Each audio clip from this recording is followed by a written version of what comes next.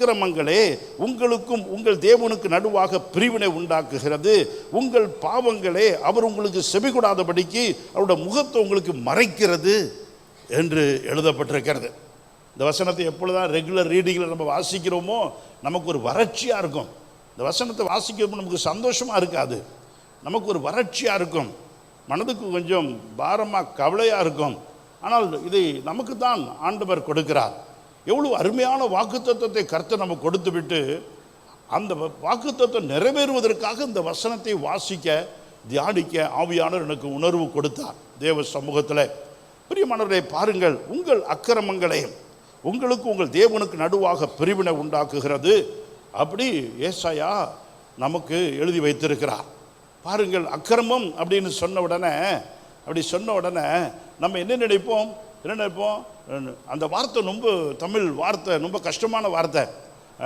ரொம்ப மோசமானவங்களை தான் அவங்க அக்கிரமம் பண்ணுறாங்கன்னு சொல்லுவாங்க, அக்கிரமக்காரங்கன்னு சொல்லுவாங்க. அந்த வார்த்தை ரொம்ப கடுமையான வார்த்தை தமிழில் எழுதப்பட்டிருக்கிறபடி. அதை ஆனால் சரியாக உட்கார்ந்து பார்த்தோம் என்று சொன்னால் ரொம்ப மோசமான வார்த்தை ஒன்று அது கிடையாது.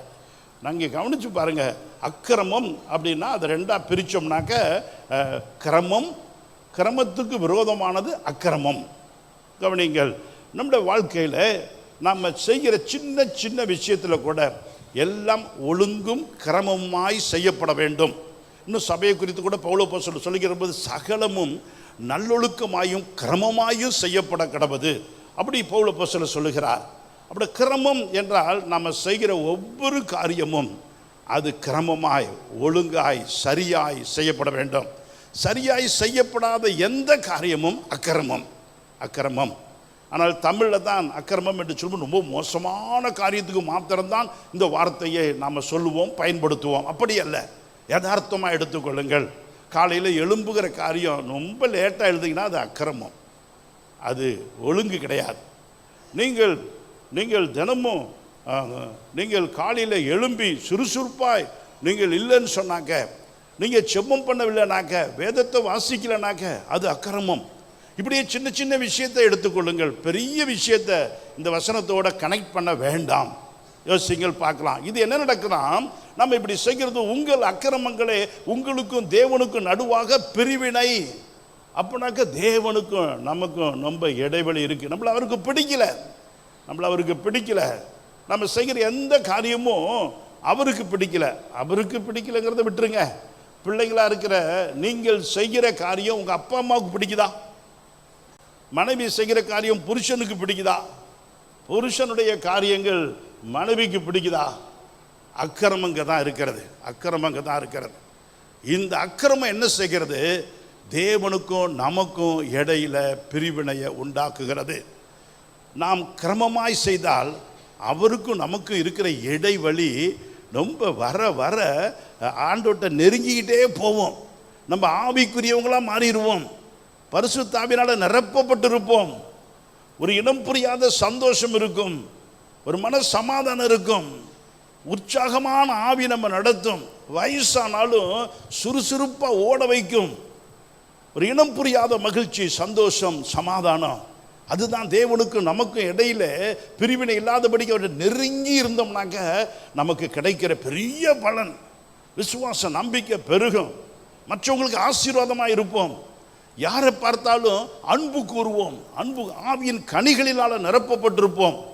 அதற்கு விரோதமாக இருக்கிற மாம்சத்தின் கிரியைகள் வெளிப்படாது, கோபம் வராது.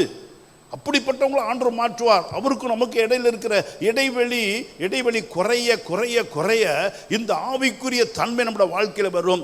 உலக பிரகாரமாக நம்முடைய காரியங்கள் எல்லாம் ஆசீர்வாதம் உள்ளதாக மாறும். வர ஆவிக்குரிய நிலைமையில உலக பிரகாரமாக நம்ம செய்கிற எல்லா காரியத்திலையும் முன்னேறிக்கொண்டே இருக்க முடியும்.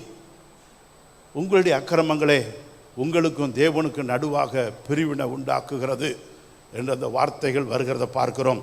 ஆனால் அக்கிரமத்தை நீக்குகிற பொழுது, எல்லாவற்றையும் ஒழுங்குபடுத்துகிற பொழுது, சின்ன விஷயத்திலே கூட உண்மையாய் உத்தமமாய் பரிசுத்தமாய் வாழ்வதற்கு முயற்சி பண்ணுகிற பொழுது ஆண்டவனிடத்தில் அருகில் இருப்பார். அவருக்கு நமக்கு இடையில இடைவெளி இல்லாதபடிக்கு மாறிவிடும்.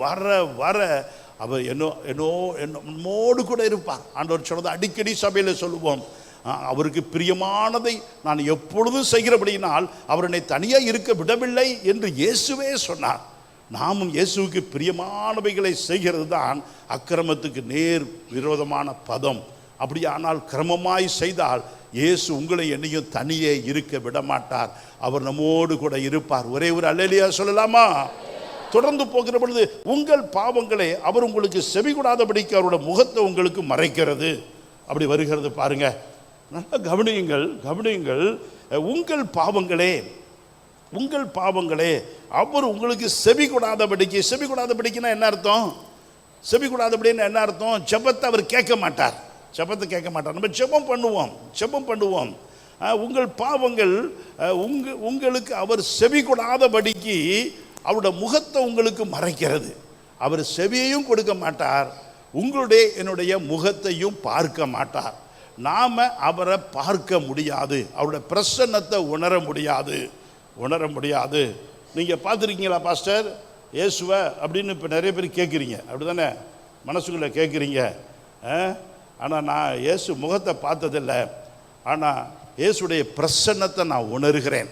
அவர் என்னோடு கூட இருக்கிறார் என்பதை என்னால் ஃபீல் பண்ண முடிகிறது.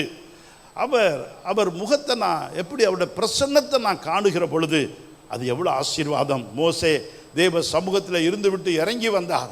அவருடைய முகம் பிரகாசித்தது. அவர் பிரகாசித்த பொழுது அவர் பேசும்போது எல்லாரையும் மோசே முகத்தை பார்க்கவே முடியல, அப்படி இருந்தது. அதனால தான் சங்கீதக்காரன் சொல்லுகிற பொழுது அவர்கள் அவரை நோக்கி பார்த்து பிரகாசம் அடைந்தார்கள், அவருடைய முகங்கள் வெட்கமடையவில்லை. இந்த உலகத்தில் நீங்களும் நானும் வெட்கப்பட்டு போகாதவர்களாக இருக்க வேண்டும் என்று சொன்னால், எல்லாம் ஜெயமாக இருக்க வேண்டும் என்று சொன்னால் நாம் அவரை நோக்கி பார்க்க வேண்டும். அவரை நோக்கி பார்க்கிற பொழுது அவருடைய முகத்தை நமக்கு மறைக்கிறது எது? நம்முடைய பாவங்கள். உங்களுடைய பாவங்களே உங்களுக்கும் தேவனுக்கும், உங்களுடைய அக்கிரமங்களே உங்களுக்கும் தேவனுக்கும் நடுவில் பிரிவினை உண்டாக்குறது. உங்கள் பாவங்களே அவர் உங்களுக்கு செவி கொடாதபடி, உங்கள் ஜெபத்தை கேளாதபடிக்கு அவருடைய முகத்தை உங்கள் பாவம் மறைக்கிறது. எந்த இடத்துல பாவம்? ஏன் எனக்கு தேவ பிரசன்னம் இல்லை, என்னோட கூட ஆண்டவர் இருக்கிறது என்னால் ஏன் ஃபீல் பண்ண முடியவில்லை, ஏன் நான் கோபப்படுகிறேன், ஏன் எப்பயுமே டென்ஷனாக இருக்கிறேன், ஏன் கனிகள் என் வாழ்க்கையில் இல்லை? அன்பு, சந்தோஷம், சமாதானம், நீடிய பொறுமை, சாந்தம், விசுவாசம், விச்சடக்கம், விசுவாசம், இதெல்லாம் இதில் ஏன் என் வாழ்க்கையில் இல்லை? ஒரு ஆவிக்குரிய மனுஷியாய் நான் ஏன் இல்லை? அப்படியானால் எந்த இடத்துல தவறு, எந்த பாவம் ஆவியானவர் எனக்கு இந்த கனிகளை கொடுக்க கூடாதபடிக்கு தடை பண்ணுகிறது என்பதை கண்டுபிடித்தால் பிரியமானவர்களே அதை சரி செய்து விட முடியும். இது ஆண்டவருக்கு பிடிக்குமா, இதை நான் செய்தால் ஆவியான, இதை நான் பேசினால், இதை நான் செய்தால், இதை பார்த்தால், நீங்கள் உங்களை எந்த பாவம், செல்ஃபோன் ரொம்ப கவனம், சின்ன விஷயம், இதில் ஒரு தப்பு இல்லை, இதெல்லாம் ஒன்றும் இல்லையே, இது அசிங்கமானதெல்லாம் இல்லையே, இது உலகத்துக்குரிய பொதுவான காரியம் தானே, இந்த இடத்துக்கு நீங்கள் ப்ரொமோட் ஆகணும். நீங்கள் அப்படி பார்த்தா உங்களை ஆவியானவர் அக்செப்ட் பண்ணுவார். சில காரியத்தை, பொதுவான காரியத்தை பார்த்தா உங்களை ஆண்டவர் அக்செப்ட் பண்ணுவார். ஆனால் என்ன நடக்கும் தெரியுமா? எவனுக்கு அதிகமாக கொடுக்கப்பட்டதோ அவனிடத்தில் அதிகமாக கேட்கப்படும். உங்களை கர்த்தர் ஆசீர்வதித்து கிருபையாய் உங்களை ஆசீர்வதித்து உயர்த்திக்கிட்டே இருக்கிறாரு அப்படின்னு சொன்னாக்க, நீங்கள் எது செல்ஃபோனில் பார்த்தா இது ஒன்றும் தப்புல நினைக்கிறீங்களோ அதை நீங்கள் மட்டும் பார்க்கக்கூடாது, நான் பார்க்கக்கூடாது, நீ பார்க்கலாம். என்ன சொன்னால் ஓன் லெவல் அங்கே தான், நீ இதை தான் ஃபஸ்ட்டு ஸ்டாண்டர்டில் இருக்கிற. அதனால என்ன பண்ண, பொதுவான அசிங்கமானதை பார்க்காதபடிக்கு பொதுவானதை பார்க்கலாம். தவறாக இல்லாதபடிக்கு பொதுவாக தத்துவங்கள் இருக்கும், கருத்து இருக்கும், நல்ல விஷயம் இருக்கும், அதை நீ பார்க்கலாம், ஆனால் நான் பார்க்கக்கூடாது. நான் பார்த்தா ஆவியானவர் என்ன செய்வார்? இது உனக்கு பாவம் அப்படின்னு சொல்லுவார். இந்த லெவல் எந்த இடத்துல இருக்கிறீர்கள், எந்த ஸ்டாண்டர்டில் இருக்கிறீங்க யோசித்து பாருங்க. இந்த இடத்துல உங்கள் பாவங்களே உங்களுக்கு அவர் செவி கொடுக்க கூடாதபடிக்கு அவருடைய முகத்தை உங்களுக்கு மறைக்கிறது.